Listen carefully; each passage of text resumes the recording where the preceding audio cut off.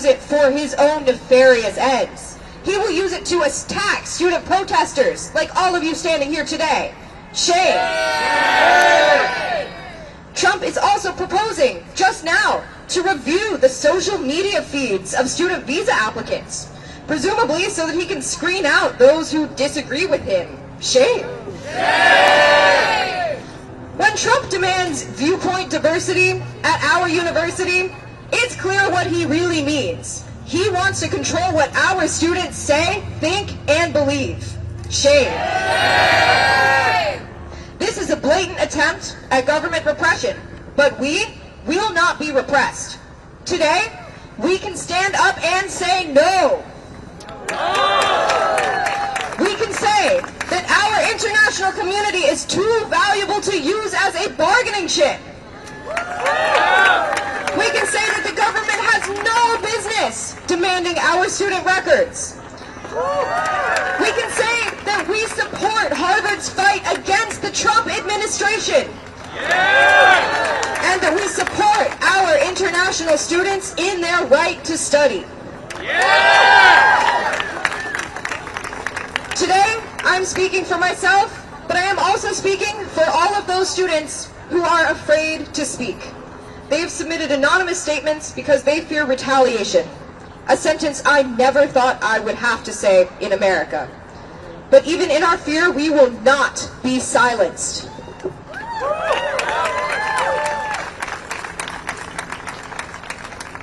Okay, our first statement, my first statement, comes from an international student who is a freshman in the class of 2028. And they said, "I am enraged and infuriated by the Trump administration's decision to revoke Harvard's SEVP certification, the latest episode in a series of vicious attacks against our university. This has nothing to do with fighting anti-Semitism or pro-terrorist sympathies on campus, and everything to do with punishing our university for its refusal to bend its knees and lick Trump's boots. We stand united against the illegal and unconstitutional actions of this administration, and we will not give up the fight. Hasta la victoria siempre."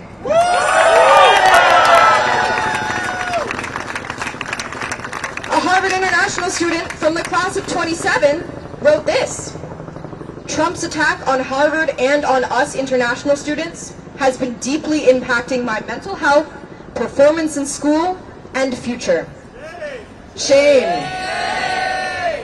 As a government student, my focus has shifted from understanding the world to fighting for my own rights in a country that is built on the very idea of freedom.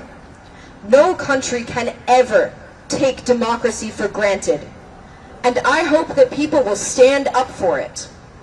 Suddenly, everything in my life feels uncertain, including coming back to America in the fall. Seeing what happened to students who speak out, my family is really worried about my safety in the U.S. Shame. Shame. I'll turn it over to our next speaker, Avinashi. Can you hear me? All right.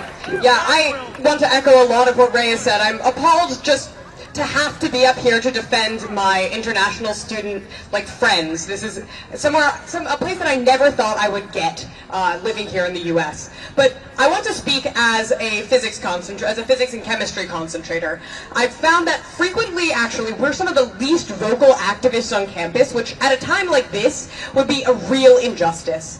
As people studying science, we know that the only way that we can successfully do so is by collaborating with all students, especially international ones.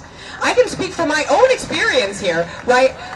Some of the best students and best PSET partners I've encountered have been international students. They bring unique approaches to problems as well as incredible friendships outside of the classroom.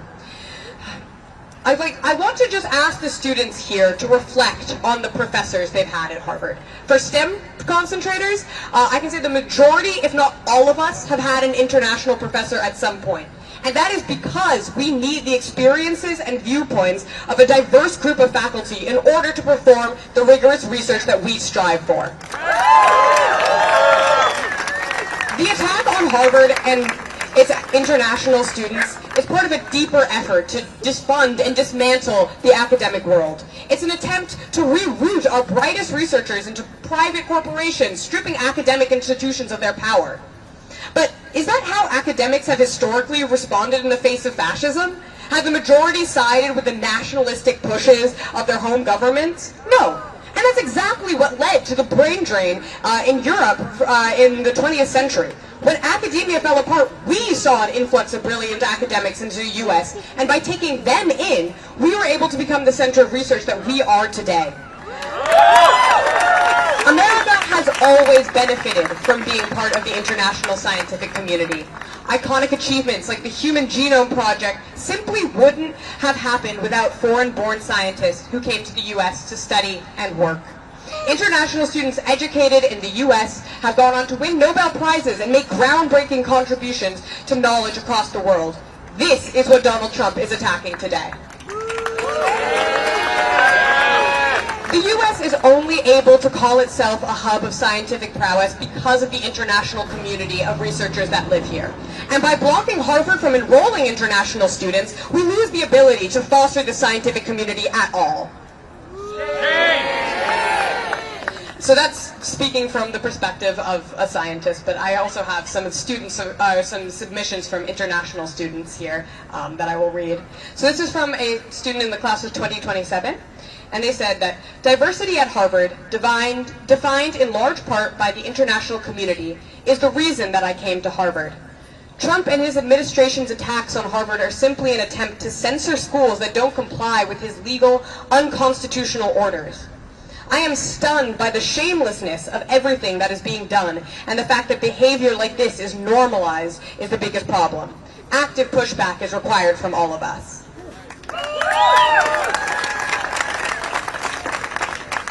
Another sophomore international student says, I come from a country that has a well-protected human rights and democratic values. I never thought that by coming to America I would lose the same freedoms I was lucky to grow up with. In light of recent events, I worry that this country is on a path towards authoritarianism, something that will harm even Americans. I will now pass off to the next speaker. Hello everyone, and thank you for having me.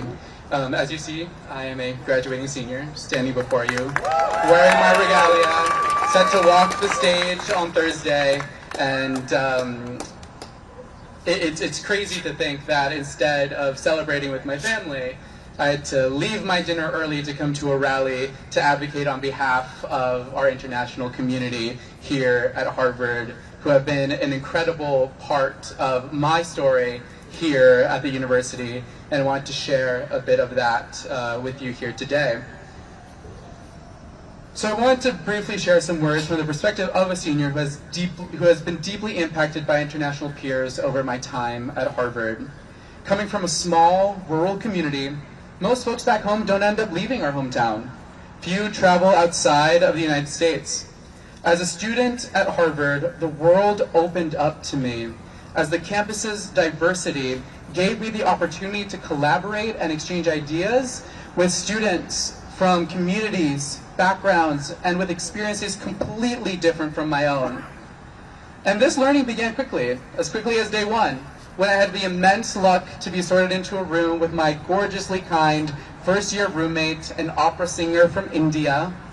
Among the many things that he taught me was a surprising amount of German, as he used our common room as a rehearsal space where he prepared for his role in the magic flute.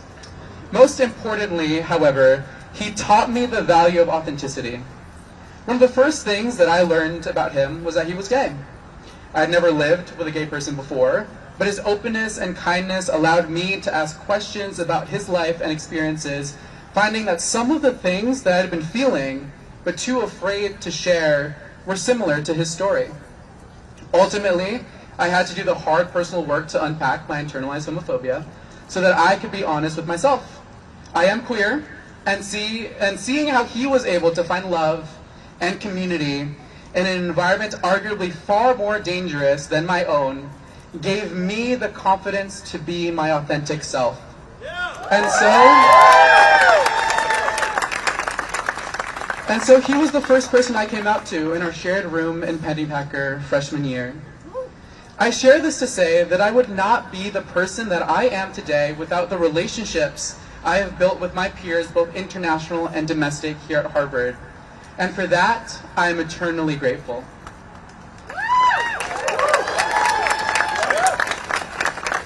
It is also to say that the events over the past few months have made clear that capitulating to the Trump administration by eliminating affinity graduations or providing the disciplinary records of students without telling them what of their records has been shared will never be enough. Harvard must remain steadfast in its commitment to the value of diversity that made my experiences possible.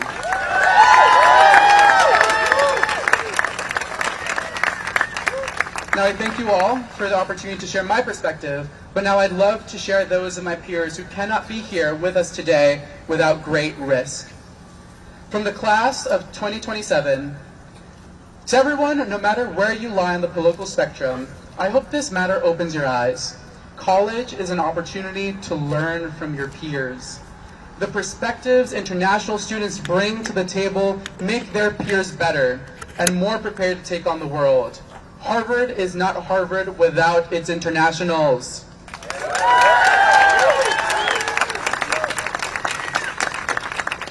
And now finally, here's a statement from one of my peers, a Harvard senior.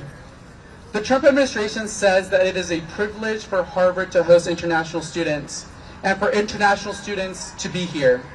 It is indeed a privilege, not one bestowed by a man, but by the constitutions and the laws of this country. We applied to Harvard, got in, went through the lengthy visa process. We followed all the laws. We earned it. Anyone who cares about the rule of law should be against this blatant violation of the law.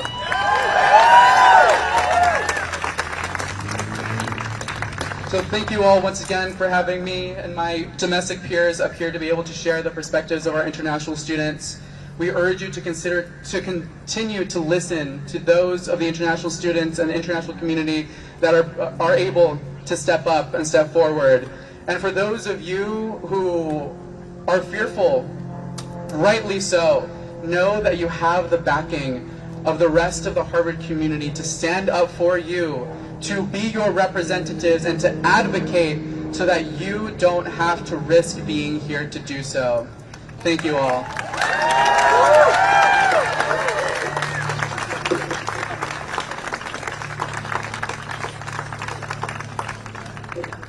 Let's hear another round of applause for Ray, Avinash, and Victor. Woo! We won't be split. We won't divide. We won't be split. We won't divide. History is on our side. History is on our side. We won't be split. We won't divide. We won't be split. We won't divide. History is on our side. History is on our side. Now, gathered here today, we understand why it is so important to stand united and to stand organized against the Trump administration today. And that is because organized power is real power. It is by standing with our friends, our peers, our community members in solidarity that we can fight the good fight and that we can win. Woo!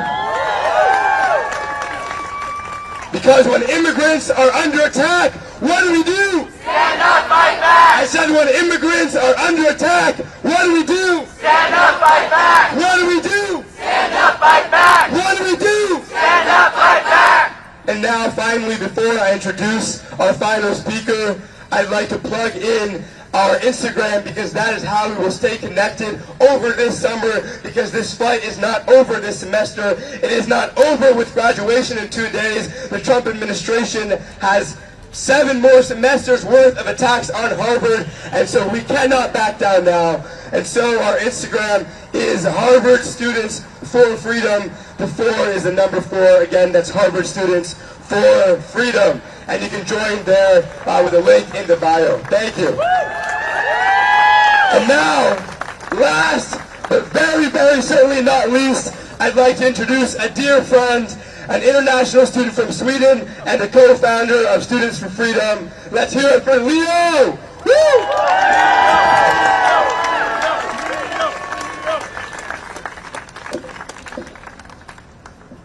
Not the best day to fall.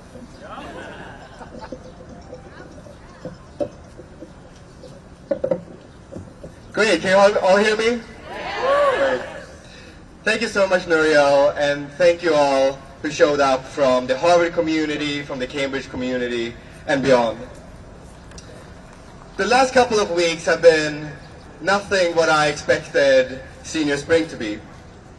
In response to Trump's assault on higher education and on free speech, we started to mobilize this movement, Students for Freedom. Woo! And I have taken every opportunity to stand up for the values that were the reasons that I came to America in the first place. Freedom of speech, academic freedom, the promise of America. And because of that, I've lived with a constant fear of not being able to attend this commencement and graduate. When a man looks at me for a couple more seconds than usual, my heartbeat has started going up. Because it might be an ICE agent who's about to detain me like they did with Romesa Ozturk, Mahmoud Khalil, and Xenia Petrova.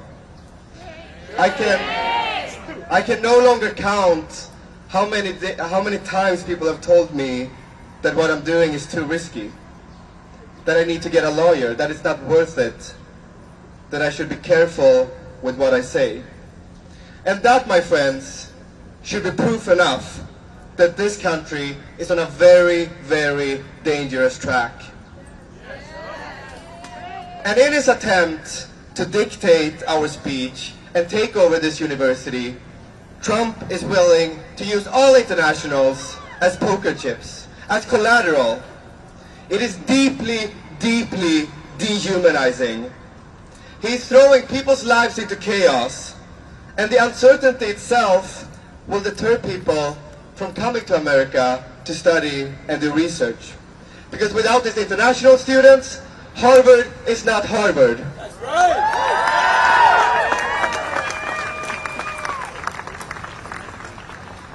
And look, me and my fellow international students, we never wanted to take this fight. But we have no choice but to take it. Because if we start to give in, he's going to demand even more. If we hand over a couple of names of students who, say, participated in a protest, he's going to come back and ask for 100 more.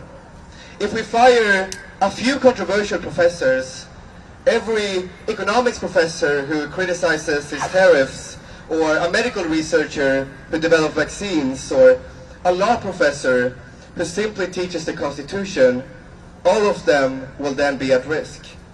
That is why we have to stand firm, we have to stand united, because we will never, never surrender our independence.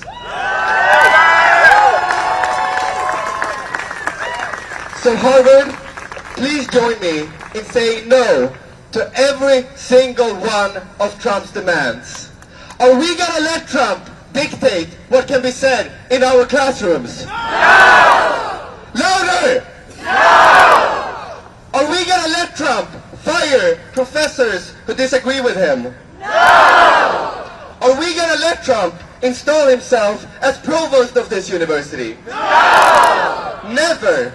Never, never, never. Because doing so would be a shame to the ideals and values that this place is supposed to install in us, and that we celebrate this week in particular.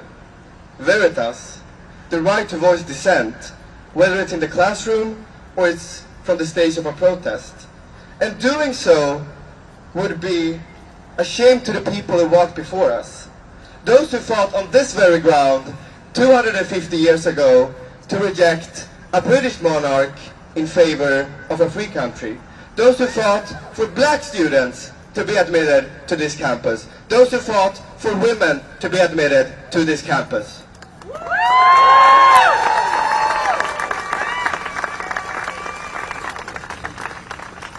My fellow Harvard students, we are in an equally important moment right now. One that will define not only the course of history of this university, but one that will serve as an example for the rest of the country, for the rest of the world. Because if we give up, others will surely follow suit. We can never allow that to happen. We will never allow that to happen. Because, my friends, Trump's intentions, they are pretty clear. He wants to rule as a dictator. He's gonna continue to make demands, threats, trying to intimidate us, trying to crush any resistance. But whether he succeeds or not is up to us. We have the choice of whether to accept it or rise against it. We have agency. We, the people, have the ultimate power over the direction of this country.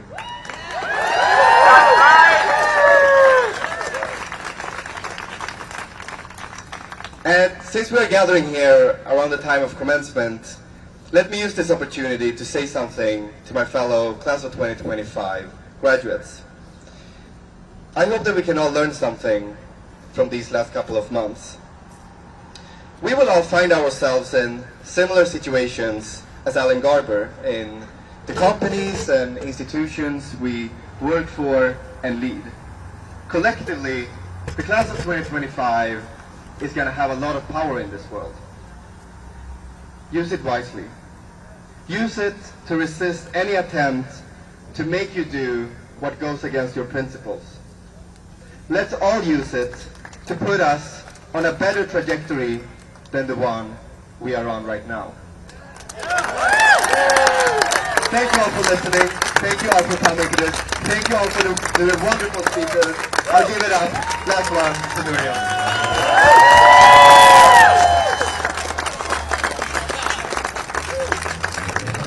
Hey, thank you everybody for being here. Again, follow the Instagram Harvard Students for Freedom. Stay connected, stay in touch, and don't give up the fight. Thank you.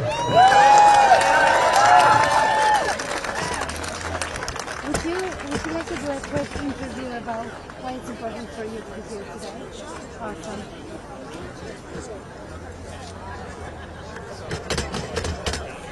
And your baby is so cute. So strongly activist dog. Of course, of course. Is it him or her? It's a him. Him. Rafi. Rafi, that's beautiful. R-A-F-I. Awesome. Let me just make sure I have everything I need. 1, 2.